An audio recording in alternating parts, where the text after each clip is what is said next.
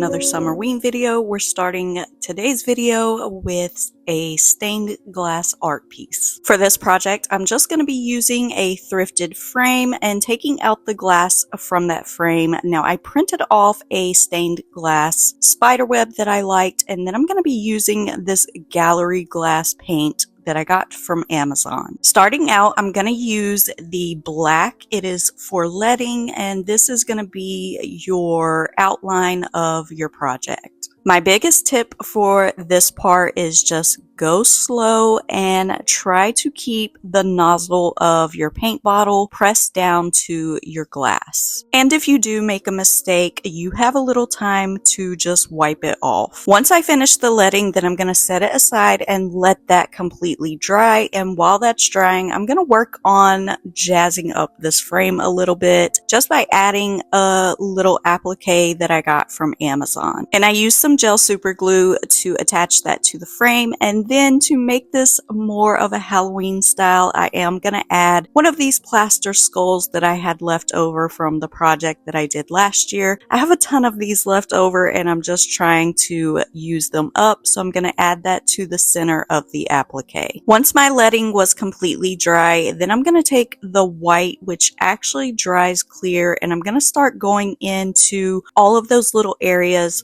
for the spider web. Now, again, just go slow and take your time doing this. If you need to, you can use a toothpick or a little skewer dowel, whatever, to help you get the air bubbles out. When I was doing my leading, I added in some smaller little areas, and that's where I'm going to fill in this orange color. So once I have all my areas filled in, then I'll set this aside and let it dry. It did take probably about 2 days to completely cure. While I was waiting, I did end up painting my frame with some metallic gold spray paint, and then once that stained glass had completely cured, I just used a little bit of my hot glue to secure that into the frame.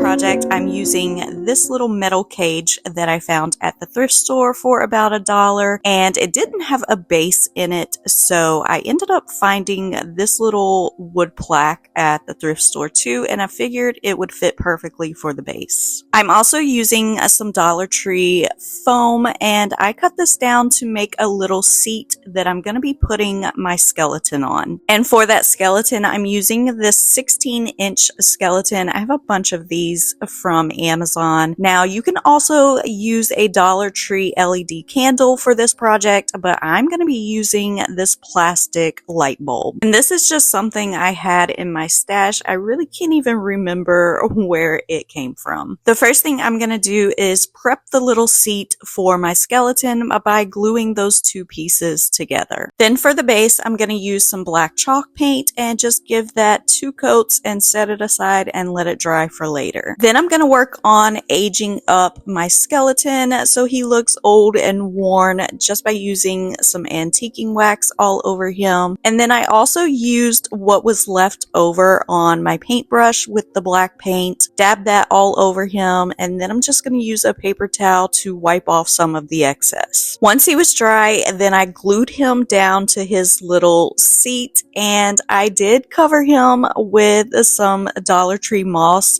Apparently, I was not recording when I did that, but this is what it looked like when I was finished, and I glued that seat down to the base. And finally, for the skeleton, I added in some dried florals. Nothing too crazy, but I did want to give him a whimsical look. For the light bulb, I ended up changing the color of the base from that silver metallic with a little bit of European gold rub and buff. And of course, I ended up adding some fairy lights up into my light bulb. And then I'm just going to glue that light bulb right to the base and tuck the battery pack behind.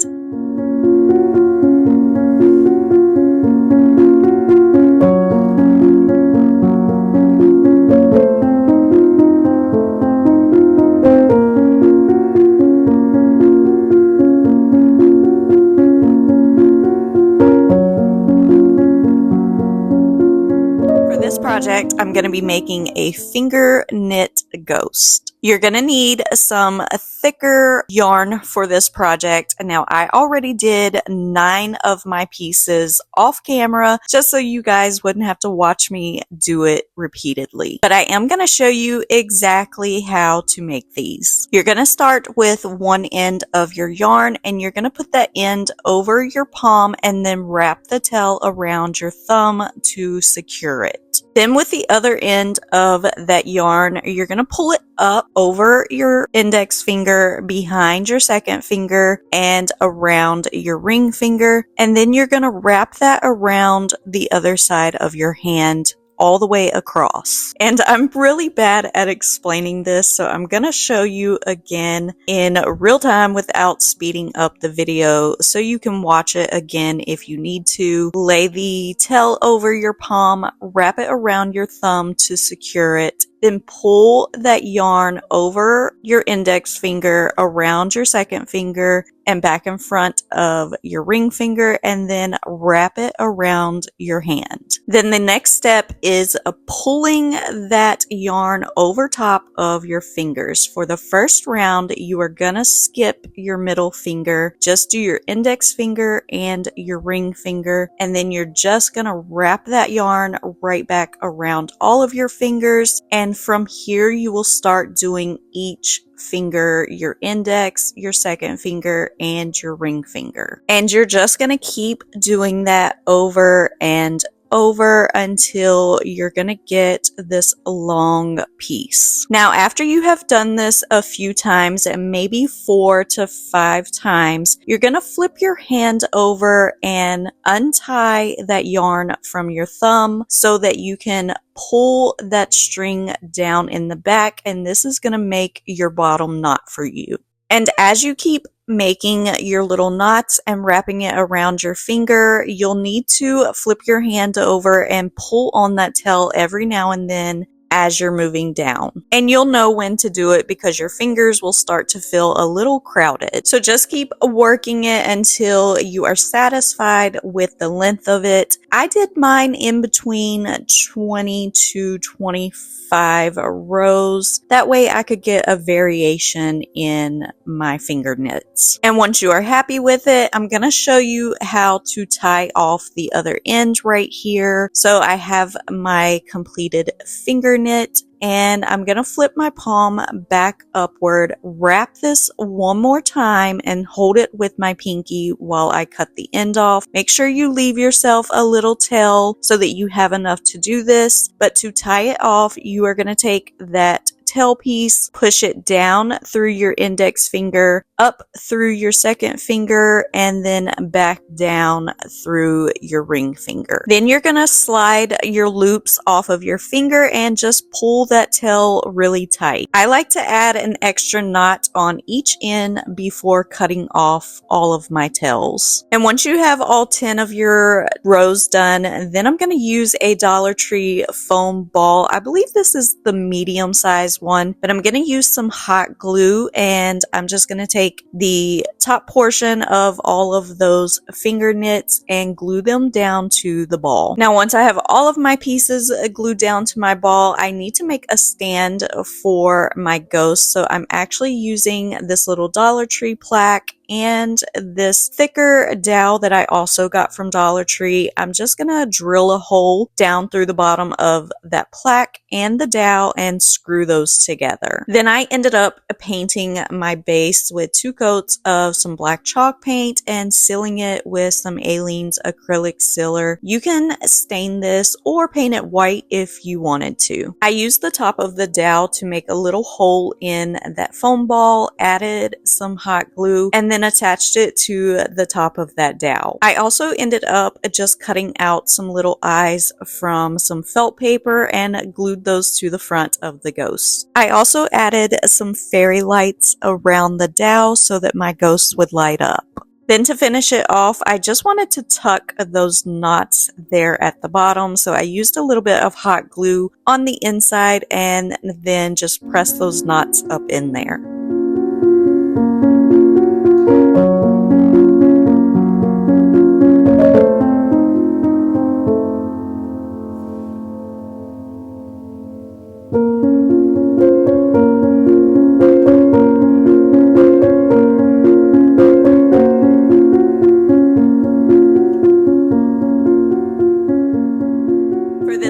project, I'm going to be recycling one of my old clocks. I've had this for many years. I think I even made it on my channel, but the time has come.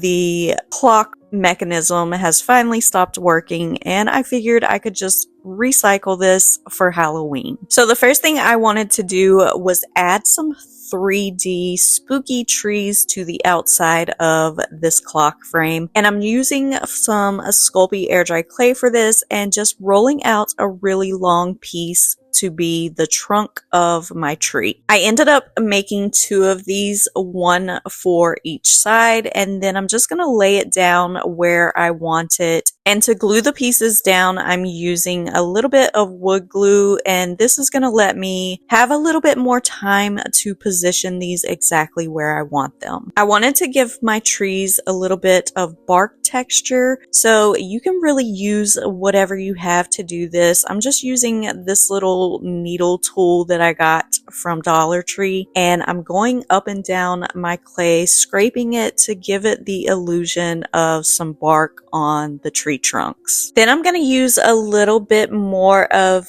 that air dry clay to make some tiny little skinnier branches coming off of my tree, and again I'm using some wood glue to attach these down and then to blend them into the trunk of the tree. I'm again just using that little tool and scraping the pieces together and then adding the texture to each of those branches. So when it was all finished, this is what it ended up looking like for now. I used this little bat mold that I got from Amazon and some more of that air dry clay to add a few bats here and there on my spooky trees. And to glue these down, I used a little bit of gel super glue just so that they would attach a little quicker, and then I could move around their wings how I wanted them. Once the clay had completely dried, I covered my glass piece, took this outside, and gave it a coat of some black spray paint. Trust me, when you have a little bit of details and lots of little things, that makes it a lot easier. So when I brought it back in, I wanted to go over the trees and the branches with a little bit of brown acrylic paint. I'm doing this very messy. Don't worry about getting that brown paint anywhere else, because you can always just go back in once that is dry and do the second coat of the black paint. And once I fixed all of the brown areas that I didn't want and had my second coat finished, I took this back outside and gave it a coat of some Aleene's acrylic sealer. And now for the fun part of decorating the inside of that bottom portion, I wanted to add a bunch of moss down into this bottom section, and since it's such a large area and I really hate getting moss all over my fingers, I decided to cheat a little bit, and I'm using some clear school glue and just a sponge brush to get that glue all over this bottom, and then I'm gonna drop in a bunch of some Dollar Tree moss. I have some of the green and the brownish moss that I'm using, and I'm adding it everywhere in that back portion, and then I also added it a little bit on the tree trunks. But once I had it down in that back portion, I used a piece of wax paper to press it down so that I wouldn't get my hands all messy. And of course, I wanted to add another skeleton to this project. So again, for this one, I ended up removing his legs. So I just had his upper body, and I distressed him with some antiquing wax. Then I used some hot glue to glue the backside of him down into that area. I also ended up using a little bit more hot glue and some more of that moss and just putting it here and there all over the skeleton. And of course, to add a little bit of whimsy to it, I added in a couple dried floral stems. Then to finish it off, I removed the paper from the glass portion, and I just created a little text image from Canva to insert inside there.